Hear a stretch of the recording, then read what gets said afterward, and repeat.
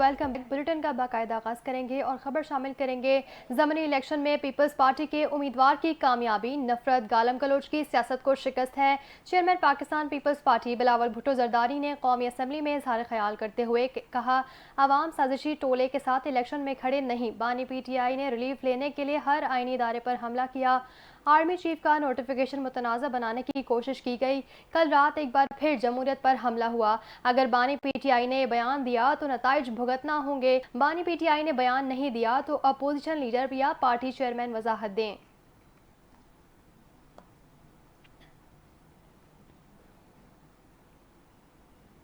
जो माहौल बानी PTI ने बना दिया था उसके बाद मिसाकी पार्लिमान कमेटी का कोई जवाब नहीं। वज़ीर दिफा ख्वाजा आसिफ का ऐवान में खिताब, कहते हैं कि कमेटी का माहौल देखकर एहतजाज किया और वॉकआउट किया। बानी PTI को दोगली पॉलिसी है कि उनकी कोई साख नहीं। बानी PTI अली अमीन को अपने हाथ में रखना चाहते हैं। पूरे मुल्क में बाज़गश्त हैं, आईनी तरमीम लाई जा रही हैं। बानी PTI KP में नफरतों की आग भड़का रहे हैं। मजीद कहा कि जलसे में जो गुफ्तगू की गई वो अलहदगी पसंदों की ज़बान है। कोई सुबह दूसरों पर लश्कर कुशी की बात नहीं करता। डर है कि खुदा न खास्ता KP अलहदगी की तहरीक ना चला दे। अली अमीन गंडापुर के जरिए डबल गेम खेली जा रही है।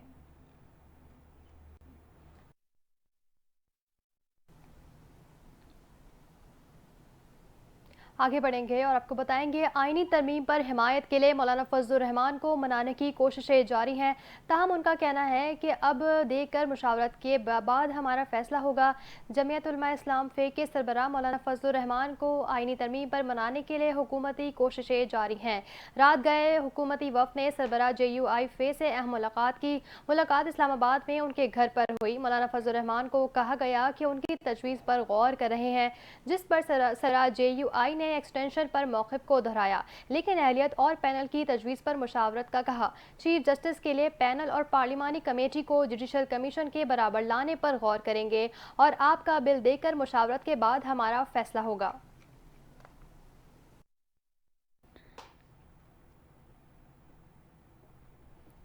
पूरे मुल्क में बाज़गश्त है कि आईनी तरमीम लाई जा रही है। कवानीन में तब्दीलियां ऐवान का मैंडेट है। अगर तैयारी नहीं थी तो आज का इजलास बुलाया गया। शिबली फराज का सेनेट इजलास से खिताब, कहा नंबर्स पूरे नहीं हो रहे तो आप दूसरी तदाबीर इख्तियार कर रहे हैं।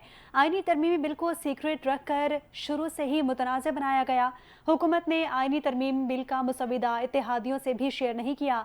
आईनी तरमीम जमहूरी निज़ाम में एक मामूल है। लोग लगे हुए हैं कि मेंबरान को कैसे तोड़ा जाए, कैसे उठाया जाए।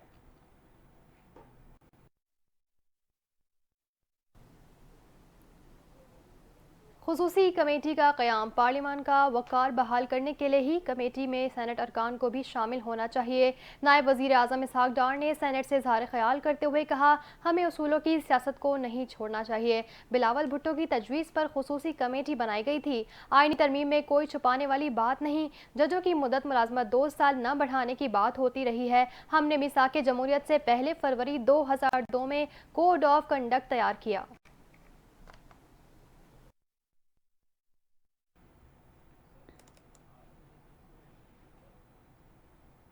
पाकिस्तान के 25 करोड़ अवाम को अब मुत्तहिद होकर खड़ा होना होगा। क्या इन रवैयों से आइन और पार्लिमान मजबूत होगा? राजा परवेज अशरफ का सेनेट से इजहार ख्याल, कहते हैं कि अपोजिशन बता दे कि उन्होंने कितनी मरतबा महंगाई और बेरोजगारी पर बात की। आप जिस रास्ते पर चलना चाहते हैं इस तरफ तबाही और बर्बादी है। PTI वाले बताएं कि क्या ये ट्वीट उनके बान ने किया या नहीं। आप लोग पाकिस्तान दुश्मन हैं, आप लोग अवाम के मफादात के दुश्मन हैं।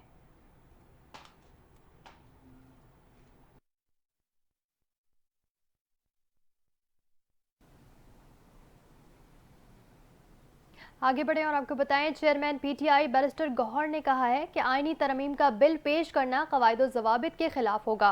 रात के अंधेरे में कानून साजी नहीं करते। इस्लामाबाद में मीडिया से गुफ्तगू करते हुए कहा कि इस हुकूमत से शिकवा रहा कि रात के अंधेरे में कानून साजी नहीं करते। हमने हमेशा कहा कि जो कानून साजी करनी है उसका तरीक़ेकार अपनाएं। आइन में दर्ज है कानून साजी किस तरह होगी। कानून और रूल्स ऑफ बिजनेस देखा जाएगा। असम्बली में जब प्राइवेट मेंबर बिल आता है तो पहले कमेटी में आता है। 1 माह ماہ قبل اجازت لی جاتی ہے اور پھر ایجنڈے پر آتا ہے۔ اس قسم کی حکومتی بل پہلے وزارت کے ذریعے کابینہ میں جاتے ہیں، کابینہ میں منظوری کے بعد وزیر اعظم کے دستخط سے آگے بڑھا جاتا ہے۔ رولز آف بزنس 16 اور 27 کے لیے لازم ہے کہ وزارت قانون اور پارلیمانی امور سے آگے بڑھائے۔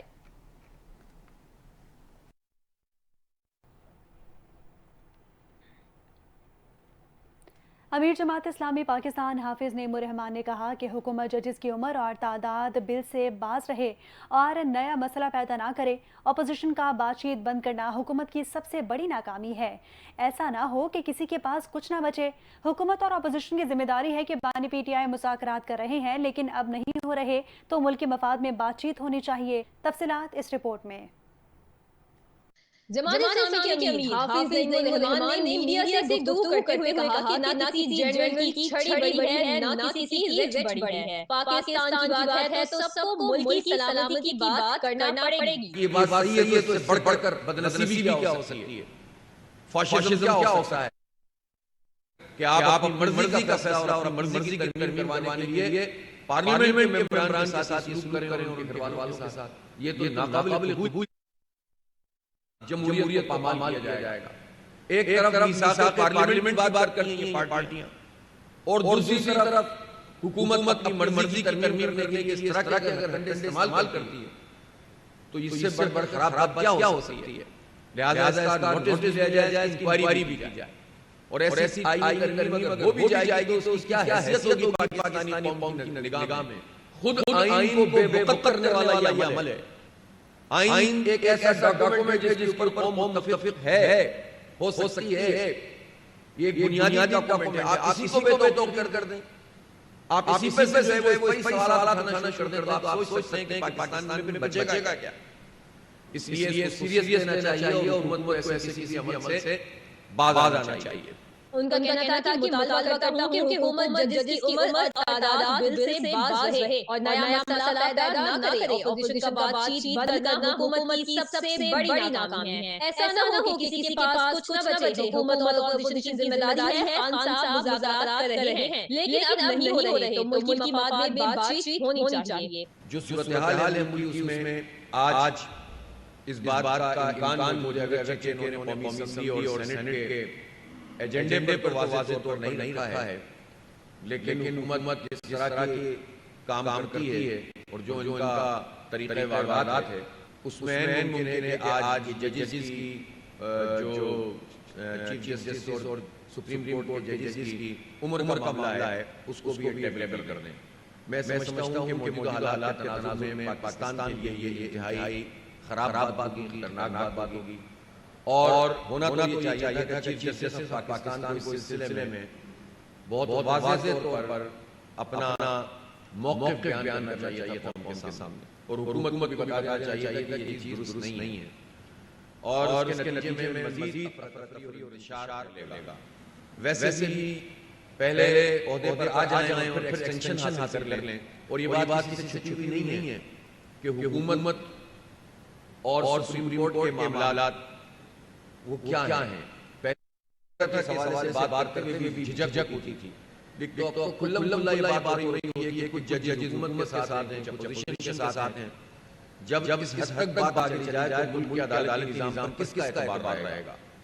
جب چیف جسٹس اور سپریم کورٹ کے جسٹس کے بارے میں پتہ چل جائے کہ یہ اس کا آدمی ہے اور اس کا آدمی ہے اور یہ تاثر عام ہو جائے اور تاثری نہ ہو، بعض فیصلے بھی یہ بولتے ہوئے نظر آتے ہوں تو اس کے نتیجے میں تو پھر پورا عدالتی نظام اس کے اوپر سے لوگوں کا اعتماد اٹھ جاتا ہے اور گیا ہے۔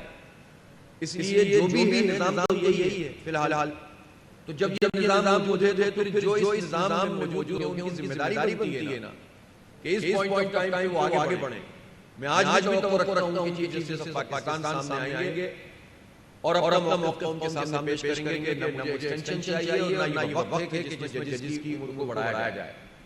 اسی طرح ججز کی تعداد میں اضافہ پہلے بھی موضوع رہا ہے لیکن اس خاص موقع پر جب نمبر گنتے ہوں سپریم کورٹ کے ججز کے وہ اس طرف اور اس کی طرف اگر حکومت چاہتی ہے کہ اپنے پسند کے ججز سپریم کورٹ میں انڈکٹ کر کے اور اپنے مرضی کے فیصلے حاصل کر لے تو ظاہر ہے بڑھ کر بدقسمتی کوئی نہیں ہوگی۔ اس لیے اس مسئلے کو حکومت کو نہیں چھیڑنا چاہیے اور ہم بہت پوری قوم دیکھ رہی ہے کہ کون سی پارٹی کیا موقف اختیار کرتی ہے.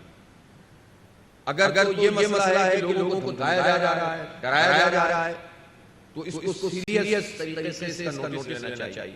علی گنڈر کو پوری قوم سے معافی مانگنی چاہیے. ایک صوبے کے وزیر اعلیٰ نے جو زبان استعمال کی، اس سے تو کروڑوں بچوں کی تربیت ہوگی. علی گنڈر نے صحافیوں کی نہیں قوم کی بے عزتی کی ہے. صحافت کو خود بھی دیکھنا پڑے گا کہ کسی جماعت کا نمائندہ نہ بنے. چیئرمین سینٹ یوسف رضا گیلانی نے کہا ہے کہ ہمارے نمبرز پورے ہوں گے تو ہی بل پاس کریں گے. میڈیا سے گفتگو کرتے ہوئے چیئرمین سینٹ یوسف رضا گیلانی نے کہا ہے کہ بل میں ریفارمز کی بات ہے. میرے خلاف کیسز بے بنیاد ہیں. مولانا فضل الرحمان سے پرانا تعلق ہے، ان کا احترام کرتا ہوں. یوسف رضا گیلانی کا کہنا تھا کہ جنہوں نے مجھ پر کیس بنایا آج ہم ان کو ہی ووٹ دے رہے ہیں. جو بل پاس ہو رہا ہے وہ مخصوص بل نہیں ہے. اداروں کی سربراہوں کی مدت ملازمت سے متعلق بل پر نمبر پورے ہو گئے تو بل منظور ہو جائے گا.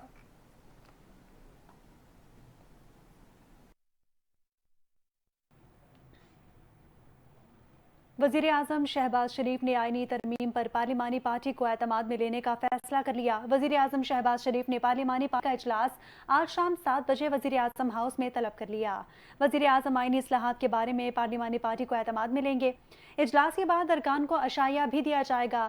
دوسری جانب قومی اسمبلی کے آج ہونے والے اجلاس کا 6 نکاتی ایجنڈا جاری کر دیا گیا جس میں آئینی ترامیم شامل نہیں ہے. پارلیمانی ذرائع کا کہنا ہے کہ آئینی ترامیم ضمنی ایجنڈے کے تحت کسی بھی وقت اجلاس کے دوران لائی جا سکتی ہیں.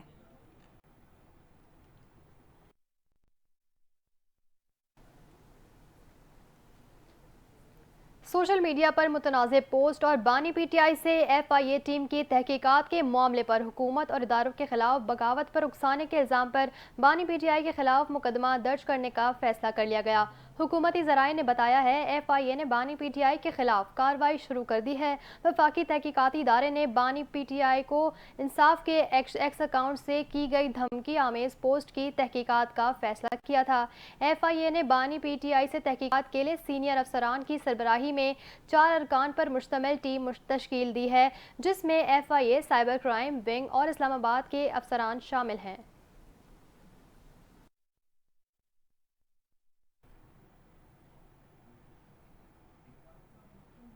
پنجاب پاور شیئرنگ کے معاملات پر پیپلز پارٹی اور مسلم لیگ نون حتمی فیصلے پر نہ پہنچ سکے.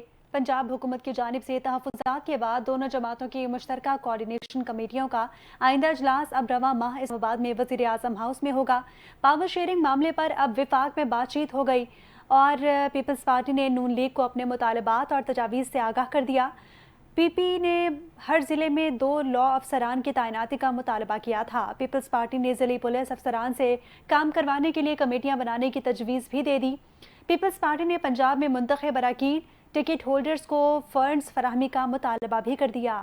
پیپلز پارٹی نے مارکیٹ، بیت المال، زکوٰۃ کمیٹیوں میں نمائندگی مانگی تھی. پیپلز پارٹی کے مطالبات فیصلہ اب اسلام آباد اجلاس میں ہوگا.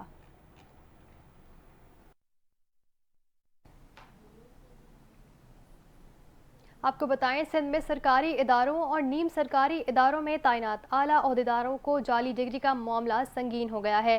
اب حیدرآباد ڈیولپمنٹ اتھارٹی کے ڈپٹی ڈائریکٹر شیراز کاکا کی ڈگری جعلی نکلی.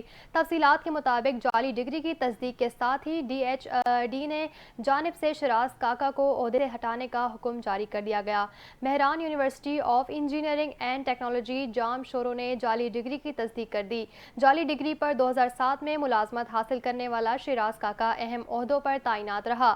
اینٹی کرپشن کی جانب سے نوٹس کیے جانے کے بعد تحقیقات کا آغاز ہو گیا. شیراز کاکا کو سرکاری گاڑی بھی فوری واپس کرنے کا حکم دے دیا.